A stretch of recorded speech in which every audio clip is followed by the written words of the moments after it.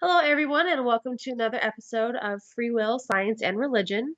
I am Felicia Hogan, and I'm here with Chandler Clibbs, and we wanted to take a crack at the topic brought by Hitchens that religion poisons everything, specifically in the context of our own personal lives. Yeah. Did you want me to say something about that? Uh, how would how has it affected your life in particular? Yeah, well, one thing that's interesting is in any action that I do in my life, my thought is, would I be doing this had I not been raised in the religion that I was?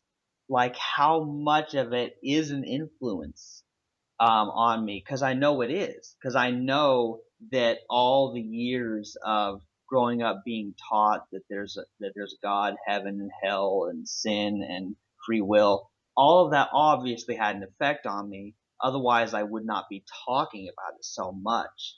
And I think it has affected my life in a very negative way. And here, Really?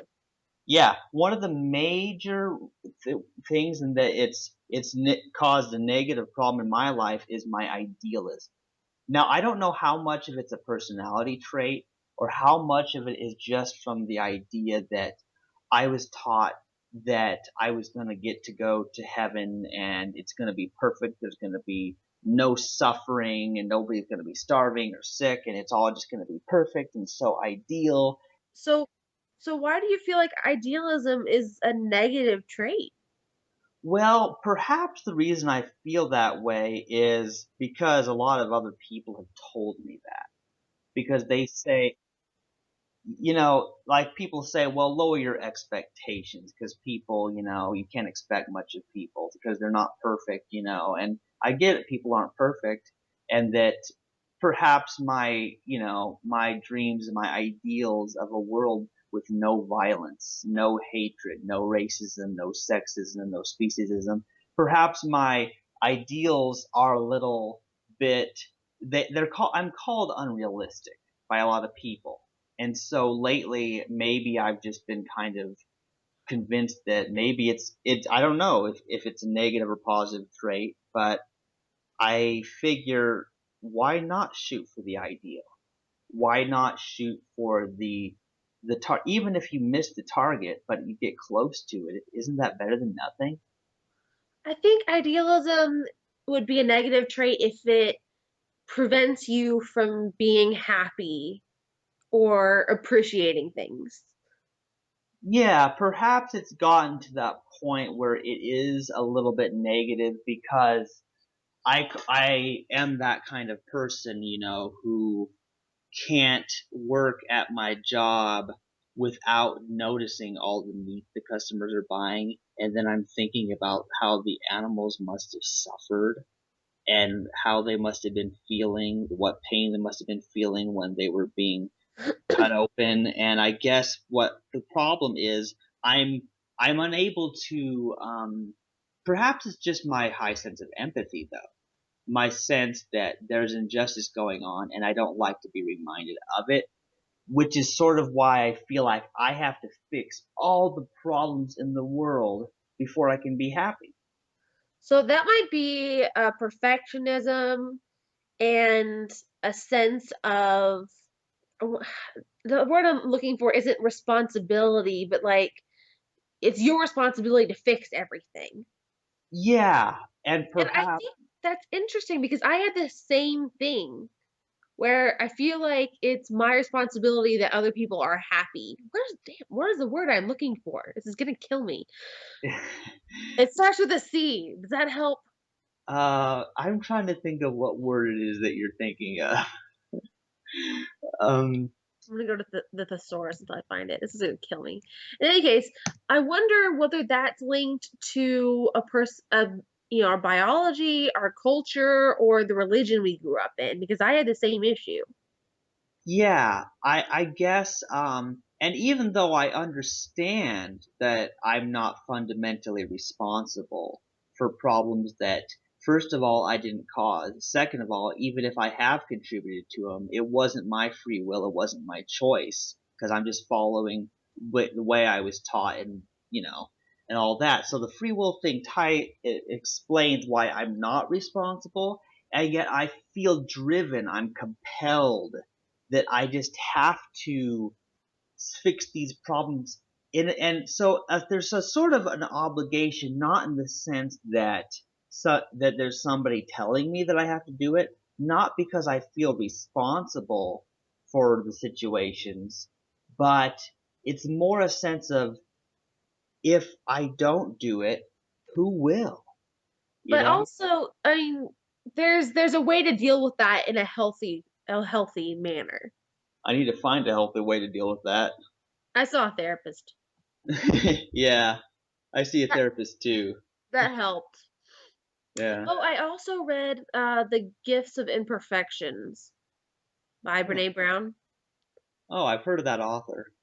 Yeah, I really enjoyed it. That helped a lot because I realized that I was blaming myself for a lot of things, and my perfectionism was getting in the way. And yeah, I just learning that I can only do what I can do, and learning to be okay with that. I cannot find the word I was looking for.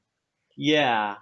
I mean, I guess there's that sense that, for example, I mean, there's a lot of things that we know that we can't do anything about it. It's true. I mean, sure, there's people being blown away by tornadoes or in car crashes and dying of diseases and dying in wars and all these things. And I understand logically that I can't do anything to stop these things that happen, but I guess I sort of would like the idea that I can, be Superman and fix the problem, be the superhero that stops these with superhuman strength or something. I guess perhaps that was because that's partially an influence of playing so many video games. I have saved Hyrule from Ganon so many times it's not even funny anymore. I wish there was an easier way to isolate what leads to us feeling or thinking or doing certain things. Yeah, because I can see certain causes in my past, certain things in my past that made me wish that, oh, if only I had been strong enough or smart enough back then, I could have done something. And I wasn't, and I realized that I can't turn back time and fix things now. And yet, what it comes down to is I realize there is that sense of being powerless to change things. Um, but actually, this is something that I mean, it sounds a little bit like fatalism, I guess, in a way, just because realizing that I actually have very little influence on a global scale, of what happens and what people do.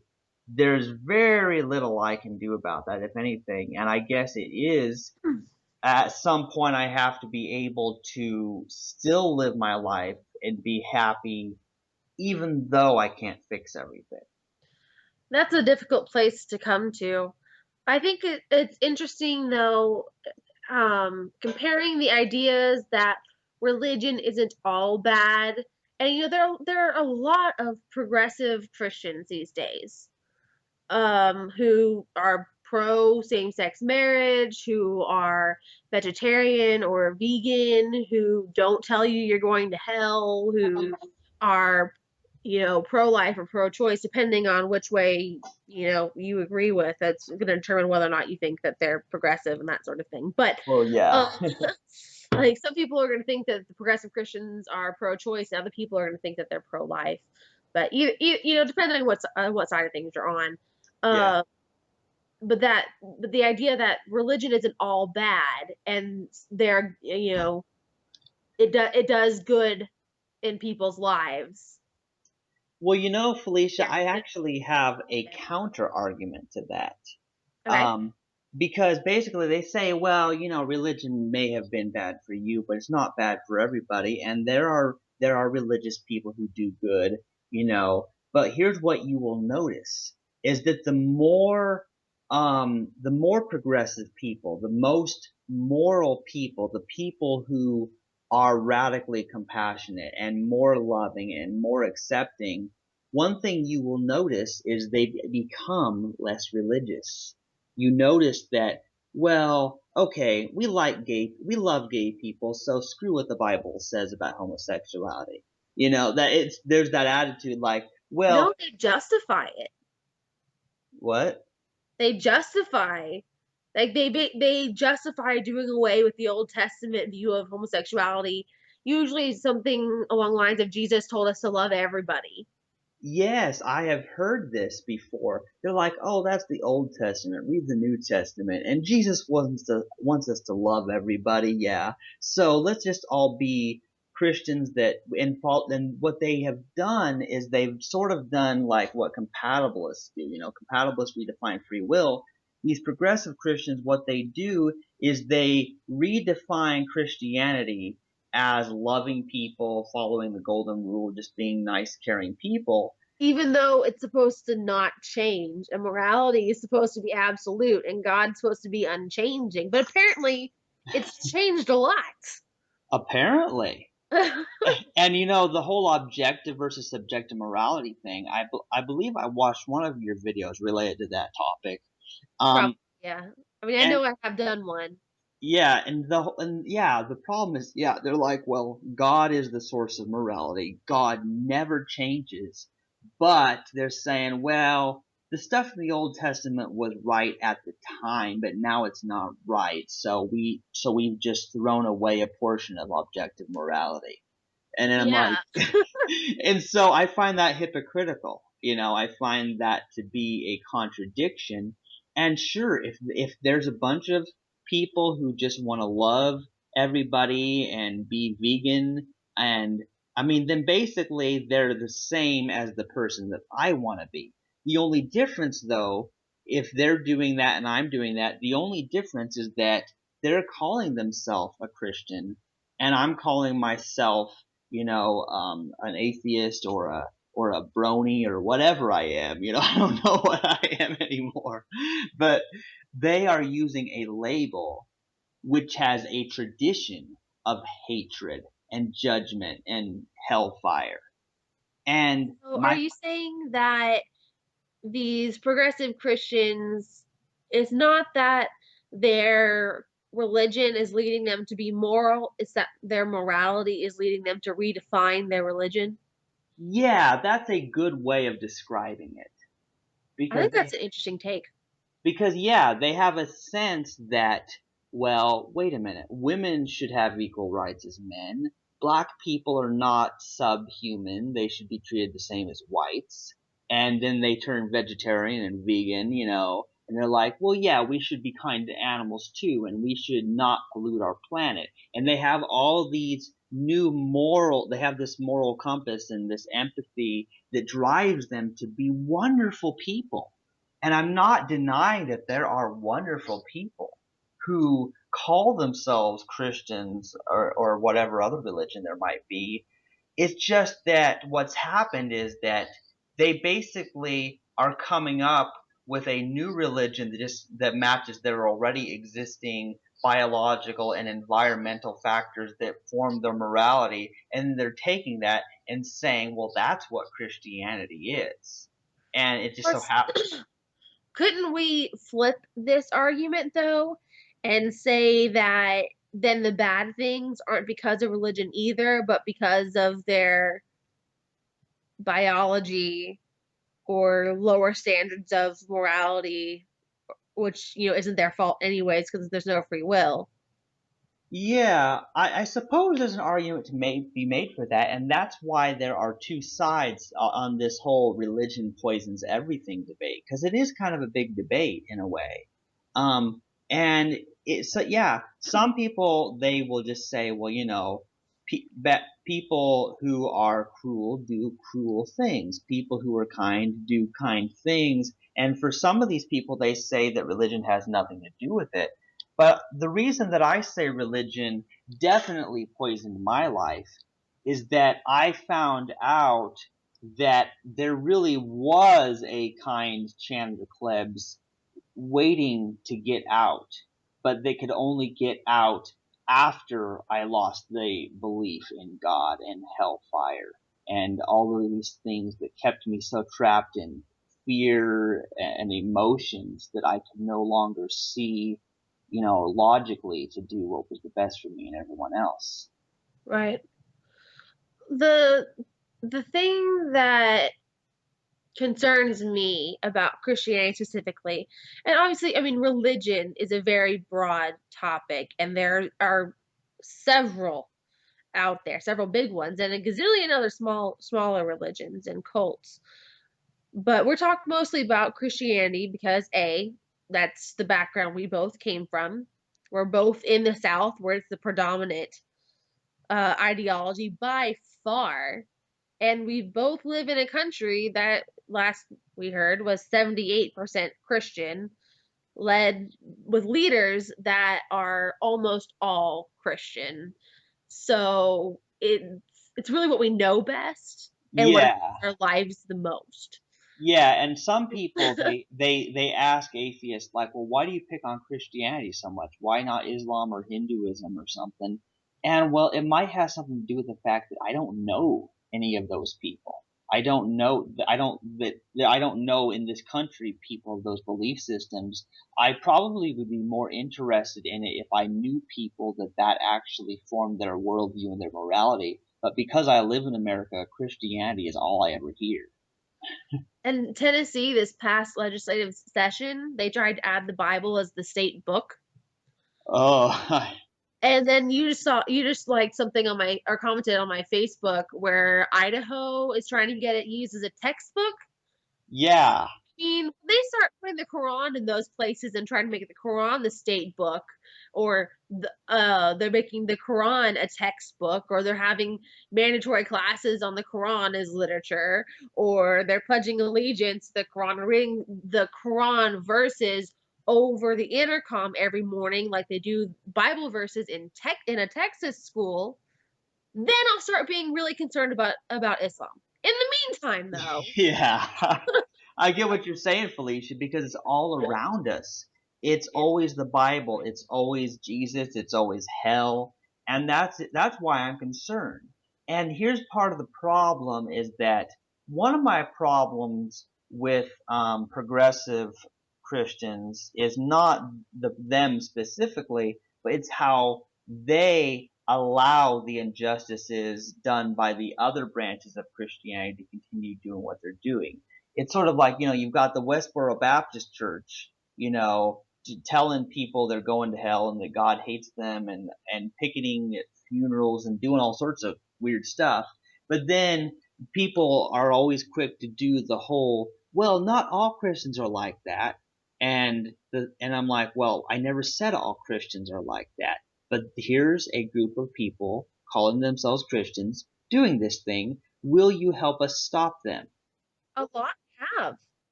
Yeah, I mean, sure, there are some attempts to stop them, but what I have found in my experience, Felicia, with people is they're like, well, no, we must not challenge the Westboro Baptist Church because we must respect their freedom of religion. Because Freedom of speech too. yeah, freedom of speech is another one because it's sort of tricky because even though I'm sort of like a freedom of speech person, the problem is, I guess, I what I've noticed is it's always a double standard because if somebody says something and then you're trying to explain, well, what you're saying here is not factually true, and they're like, well, I'm free to speak what I believe, and they're like, well, yeah, but it's not scientifically or philosophically or even theologically correct. It's wrong. It's not true. What you're saying is crazy. Yes, but I'm free to believe what I believe, and you believe what you believe, and then we're both right. Nobody's right or wrong. Okay, I think we took a strange leap from freedom of speech to everybody's right. I've never actually heard anybody say everybody's right. I have, however, heard people complain about you disagreeing with them and how it's their freedom of speech. But I just explained, like, yeah, it's you're free to say it, and I'm free to express that I think you're wrong. That's how it works. What I can't do is stop you from saying it. That's how freedom of speech works. Yeah, I agree. That's actually the way it should work. Well, legally, that's how it works. Yeah, that's the way legally it works. That's the way that ideally I want it to work. I've just noticed that often there is a tendency, no matter what the debate, whether it's religion or something else, a tendency for one side to try to silence the other and make sure that they get heard and the other people are hushed. So I guess that's the double standard I was speaking to.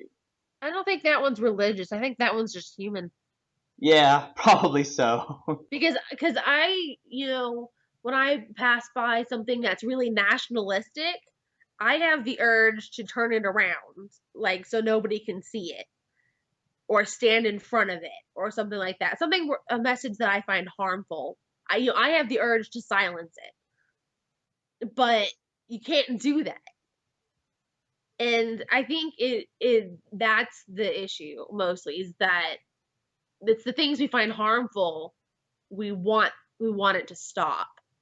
Well, yeah, because I feel a way about that. Like, for example, one of the things that bugs me is parents teaching their kids that their Christmas presents are delivered by a fat old man from the North Pole with flying reindeer. I mean, I've always been bothered by that because I don't want to tell parents how they have to raise their kids, but at the same time, I can't help be upset by the fact that they are blatantly lying to their children and they know it. you know. Yeah, my actually interestingly enough, my parents never told me that Santa Claus existed. Never. Because my mom felt as you do. She's like, I don't want to lie to them. Uh, but the issue was my teachers told when my preschool teacher told me that he existed and we made reindeer food and then I went to Walmart or the mall and saw Santa. So there was no convincing me otherwise until I asked for a pink tutu for several years in a row and I was really good, but I never got it. Oh man. So you know that that there wasn't a real Santa Claus getting your letters saying that you wanted a pink tutu. Otherwise, Santa Claus would have known that and you would have got your pink tutu because you were good. Yeah. Yeah, makes sense to me. Yeah. Or if there was a Santa Claus, he was supposed to know, or something like that. I mean, several years. Yeah. Of course, then I wonder why it took me so long to figure out that prayer didn't work. Yeah, and and you know what, Felicia? I see it as the same thing. I look at the God thing, and I look at it as kind of like the Santa Claus thing. It seems like, well, I don't see reliable evidence that people's prayers are getting answered. I'm not really seeing that. It's an unfalsifiable claim. Well, yeah, and because yeah, the reason it's unfalsifiable is because if you pray for healing of a sick person and then they die, well, God's answer was no. I Yeah. yeah, so they've got an answer for everything. So, I mean, if somebody told me that I could ask for a pink tutu from Santa Claus, and then Santa Claus would choose whether or not to give it to me, if I didn't get it, it was because his answer was no, or because he had a better present for me, or he would get it for me later, it might have taken me a lot longer to figure it out. Wow, I hadn't thought of it that way. That Because Santa Claus, they don't create an unfalsifiable claim for him. It's if you're good, you'll get what you ask for. right. They don't provide a safety net. Well, there's another trick that they might do though. They might claim that you weren't truly good enough to get the pink tutu. That's true. And you know what? Christians do that too. They're like, well, that's because you didn't pray with enough faith, and it's your fault. Or you have sin in your life or whatever. Yeah. Yeah. And you know what's really interesting about that, Felicia, is that once again it gets into the whole free will thing, blaming people that it's their fault that God won't answer their prayer. Which reminds me of some of the other issues that I have with Christianity specifically and how Christianity or religion poisons everything is that so many of its messages seem inherently harmful. For instance, recently, I haven't been talking to my parents, but my uncle visited them and I think they're in New York now. I'm not entirely certain. And he sent me a bunch of my stuff. So I've been keeping a journal since the seventh grade. Is Huh. that 3, 5, 9 years now? Um, and he sent back a lot of my journals, some school papers, some random junk, things I colored in kindergarten, like that. And among them was a prayer journal from when I was 14 and 15. I was really bad at keeping up with that one. And so I sat down and I read it. I'm like, oh, this should be, interesting. And it was awful. It was so tragic. I cried so hard when I read it. Oh. It was horrible. I mean, I should read you some of that stuff sometime, probably not on the air. Yeah. It's so terrible. It's like when I wasn't apologizing for being a 15-year-old who never had sex ed, who's figuring out her own body. I wasn't apologizing and feeling terribly guilty for that. Then I was actually praying to die You know what? I did the same thing. because I was so lonely and hurting so badly. And I have recurring major depression that was at that time undiagnosed. Not for any good reason, it was undiagnosed. My parents both know about depression. My mom has depression, her whole family has depression, and they got my younger sister medicated in like the third grade. But when I told my dad in the seventh grade that I was having suicidal thoughts, he didn't believe me. Oh man. So I didn't get medicated until I was 15, till sophomore year of high school. And I didn't even remember that things were still that bad then. And just, I mean, the guilt of it all. And it was just, it was horrible. Like, I did not need to be feeling that things were my fault then. And Yeah. frustration with myself that I continue to sin. And uh, I mean, I read it and just thought, oh my God, religion poisons everything. Yeah, you know what? It really does, Felicia. And this idea that it's your fault, that you're to blame for being a teenager, for feeling how you feel, thinking how you think, especially when you realize it could be no other way. I mean, that's part of why I think perhaps that the free will belief is one of the major reasons that religion poisons everything is because they're teaching you're responsible. If you're depressed, well, it's your fault. You should choose to be happy. I've heard that before. Yeah, me too. And a personal story that's always gone on with me is that whenever I was depressed, whenever I was upset about anything, well, it was my fault because I hadn't forgiven my father. And I'm like, that has nothing to do with what I'm depressed about right now. And they kept like, well, if you don't forgive others, then your heavenly Father will not forgive you. So forgive or go to hell. Oh my goodness, well, that escalated quickly. It did escalate quickly, but that was basically the message I was given by the Christians in the churches I've been in. It was always Chandler's fault that he didn't forgive his dad, and I'm like, ugh. Well, maybe it's your dad's fault for being a jerk, which I'm assuming is what happened. I don't actually know the story. Well, yeah, it was a little bit more of my father divorcing my mom after physically abusing her and not paying child support and a whole bunch of other problems with my dad. And So you're telling me that jerk was an understatement? yeah, jerk was sort of an understatement. But what was so bizarre about it is that just because I may have forgiven my father now, um, does not mean that I am not still now in my adult life suffering from the bad experiences from my father and from growing up without a dad, and there's that there, and this is a kind of a confusion like, well, what is a man? How do I be a man? This is sort of a man thing you wouldn't understand, but like Wait, did you seriously just use that line on me?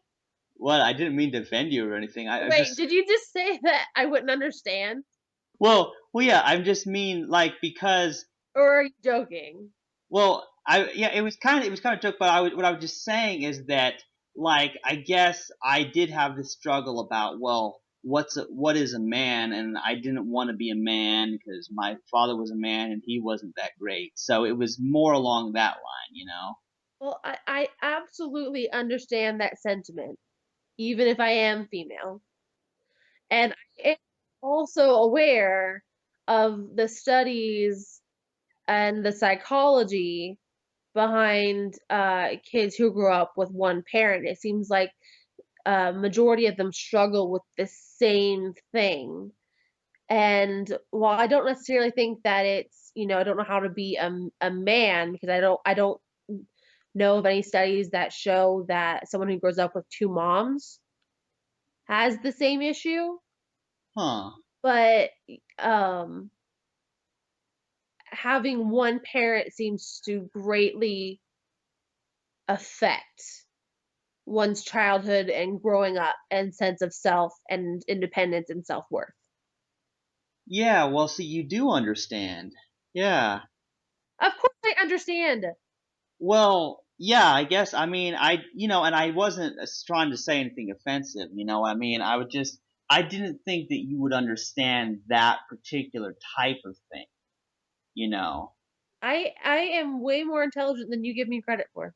Hey, I wasn't saying you weren't intelligent, but actually, Felicia, it sounds like you've done a lot of research on this type of thing. You know a lot more about how common what I was experiencing may be. I didn't really think it was that common of Oh yeah, yeah. It's an incredibly common thing to go through. And then I my very first boyfriend, also his dad was kind of sorry, I realized that we agreed to try to stay away from curse words. So I'm trying to think of a suitable synonym. Similar to your dad, okay? Whatever word we would choose to use to describe him. And I remember that Connor, that was the my boyfriend's name, he felt the same way. He felt a lot of anxiety over growing up, and his greatest fear was becoming like his dad. So much so that it was debilitating. Yeah. Um, yeah, and there's a lot of stress because his mom was, working to support both of them. His dad, of course, wasn't paying child support, and he had a younger sister and a younger brother, and his younger brother had special needs, and there's a lot of stress on him to try to keep things together. Yeah, so maybe it's a lot more common than I thought. And yeah, I guess it makes sense that you understand after thinking about it. So, excuse my ignorance of your intelligence. I did, Excuse. I was just thinking that you wouldn't necessarily, be in a different gender, that you wouldn't be able to relate to that particular experience. Because I mean, it's not like you were ever worried about growing up to be a man. I don't think, but No, and plus, I mean, been a really big push in the last couple of decades for women to be equals. So I don't have to worry so much about learning how to grow up to be a woman yeah, because I'm going to be whoever I freaking feel like it, yeah. and I'm going to do what I want, and gender doesn't play into it. Whereas the social stereotypes for men have not evened out with that. Yeah, you know what's interesting about it, Felicia, is part of the problem is that if you look at, you know, cartoons for boys, you look at the men in the movies and in stories, men are supposed to be mean. They're supposed to be tough. They're supposed to be violent. And generally they are supposed to be what my father was, which is what I didn't want to be. So it was really kind of strange because I had like a transgender phase and everything, thinking, well, maybe I can be a woman because I don't want to be a man, and yeah, I was pretty messed up. Well, I wouldn't say that is a messed up thought. You think it makes sense? I think that people who are transgender and who feel like they are the opposite gender, I accept that and think that people should be able to do what makes them happy. Yeah. I would never say that it is a messed up thought. I think it's more common than you would think. Well, yeah, and I have read a lot of stories of transgender people too, and I'm not saying it's not a valid thing. And yet I see kind of the causes that led me to be that way. But what was really bad about it, Felicia, is at that time I felt guilty. I felt really guilty, being raised as I was and the kind of culture I was. I felt guilty for having these thoughts. That's so awful.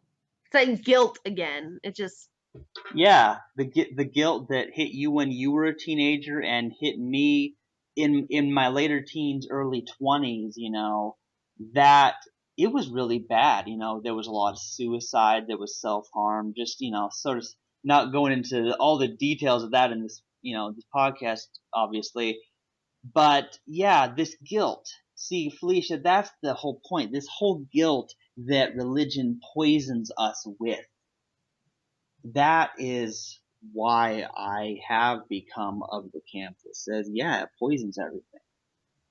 yeah. And then aside from that, I think that just the fact that Christianity has become painting a sociopath as a loving being, I find extremely disturbing. Yeah, it is kind of disturbing. One of the problems, and George has mentioned this too in some of the podcasts, is that as soon as people realize that they're not responsible, they don't have a free will, they couldn't be responsible for whatever's wrong with them. Well, then what happens is people they start thinking, well, then it's God's fault. God is to blame for, for all my problems. And once it gets into that realm, it's a difficult one. It's a very difficult one because people are taught that God is moral and just and loving, and yet at the same time he's described as a psychopathic lunatic. I actually think he might be a sociopath instead of a psychopath. Yeah, could you educate me a little on the difference? Because I'm confused. Well, it's an extremely confusing topic because in one of the DCM or DSMs, DCM, DSM, I don't know. This is actually not my area of expertise. In any case, in one of the books that lists the all the different mental illnesses and illnesses, they were melded into one thing for one of the editions, and now they've been separated again. And Really? yes, so it's completely messed everything up as far as definitions go. And there's not really a consensus on which one is which. I did consult a friend of mine who is going to school to be a criminal profiler for a book I'm writing with a couple of my friends. And she described it, and there'll probably be people listening who disagree, but like I said, it's a very convoluted subject. She described it as psychopaths are more unpredictable and don't make the connection with morality or understand what they're doing is wrong. Mm. I guess they're crazier. I guess psychosis, if you're familiar with that, that would go in there. Um, and that would have more to do with being delusional as well. Oh, I think I sort of get the difference because, like, in that, of course, we're not saying this the way because it's convoluted, all that, but it sounds like a psychopath is more, kind of more on the crazy side of things, doing absolutely crazy and sometimes harmful things, whereas a sociopath is one that's generally lacking empathy, not caring, who they Well, hurt. they're both defined as lacking empathy. Yeah, so I guess. It's their defining characteristic, and they both have it, which makes it difficult. But it seems like the psychopath is less controlled, is what she was telling me. And there are a lot of opposing opinions both ways, and it doesn't seem like there's been an official definition that has separated the two of them. Yeah. But then she was saying like the sociopath will is more of a thinker, more logical, has reasons for what they do and understands that what they're doing is considered wrong, but they don't care or they think they're above it. Interesting. I sort of get it. So you might say a sociopath is just slightly more in touch with reality than a psychopath, but they both Yes. lack this essential empathy. Yes. Yeah, okay. I think that will help me in conversation which word I use. I Well, think, considering that it's convoluted and everybody pretty much just uses psychopath, it probably won't do you a lick of good, just so you know. But I think that God is a sociopath instead of a psychopath based on that definition. yeah, very interesting. And what's interesting about this, Felicia, is that, people don't choose to be a sociopath or a psychopath either, That's I true. mean, and that's the thing is I understand that I may feel really bad about people who do harmful things without caring, um, but at the same time I don't blame them for that anymore, and so that's an important thing to know. Because Um, it's just like, wow, your brain is really messed up. Yeah. Yeah, it's more of like I feel sorry for you, It's the same as a just any other sickness. It's like if somebody is in an accident and they lose a leg, or something like that. You I feel empathy. Yeah, I feel terrible for that person. I wouldn't want that to happen to me. But often, when I like people when it's an illness in their brain, there's something wrong with their brain that makes them behave in a way that's either harmful or just, crazy, whether it's harmful or not. People judge them and say, well, they should choose to quit being this way. But Or it's that person is just pure evil.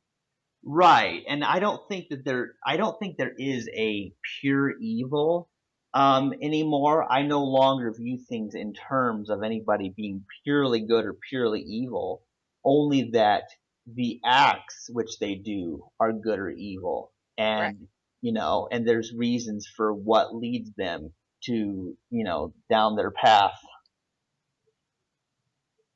Yeah. Yeah, it's really pretty simple. And yeah, Felicia, what's cool about what you bring to this podcast, you bring all this information about the brain and in neuroscience and psychology and some of this stuff that I'm actually not too educated on. I'm kind of new to this. Of course, George has looked into a lot of this, but yeah, what's interesting is that I think the main purpose of a lot of counseling when people have depression and they have, emotional problems is to help them overcome the guilt that is placed on them by other people. Um, and I guess what's happened is that even though, yeah, I mean, I have my times when I'm depressed about feeling like I'm not making enough of a positive difference in this world, I've come a long way from being a suicidal teenager. I've come a long way since then, and I feel like, well, I don't need to feel guilty that I am a creature of pure evil or anything like that. Yeah. And you know what? I have gone back to people who I've hurt, who I've said awful judgmental things to and apologized to them. Like I'm like, I'm sorry I was such a jerk to you back then. I didn't know how to be any other way at that time, and it, it's really kind of weird. But I feel, and it's kind of weird because I understand that I'm not responsible, and yet I very much feel like I want to repair the damage I've done if I've hurt anybody. I think that's the empathy again. Yeah. You feel empathy for the pain you've caused and you want to do something to fix it. Yeah, I think that's more what it is because it's just realizing that I've caused some harm, even if it was something I wasn't fully aware I was doing, because I am a person who is aware of the harm done, especially if I'm the one who did it, then I am the one who probably is best qualified to try to fix it, to try to undo damage I've done. I've done that, um, Good for you. yeah, and that what's actually it's very interesting, because I apologize to my sister, for how I used to hate her and blame her. I didn't know you had a sister. Yeah, I have a sister, and part of the reason I don't talk about her so much is, well, we're still not all that great terms, and you might say that she's kind of like I used to be. Oh, Yeah, very religious, very wanting to argue and convert everyone. And I guess I don't want to be the person she is, just like I don't want to be the person I used to be. Because I don't hate my sister, I don't blame her. I say that I've forgiven my sister, I've forgiven my dad.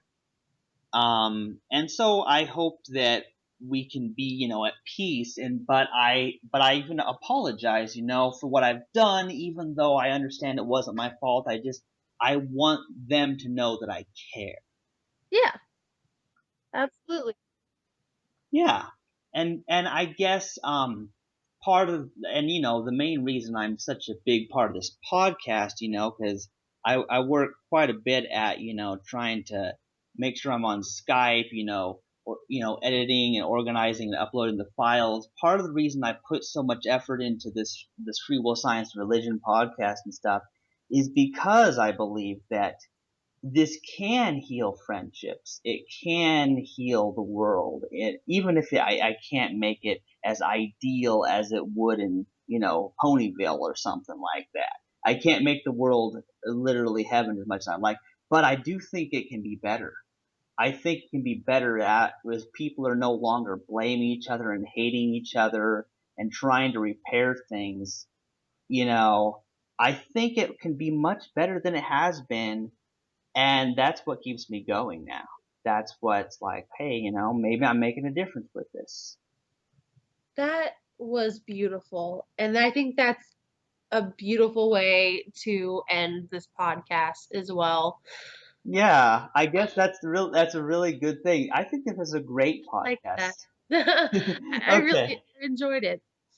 Okay. I guess did you want to do the closing or should I? I can go ahead. Thank you everybody for joining us again for another episode of Free Will, Science, and Religion. Be sure to stay tuned for next time.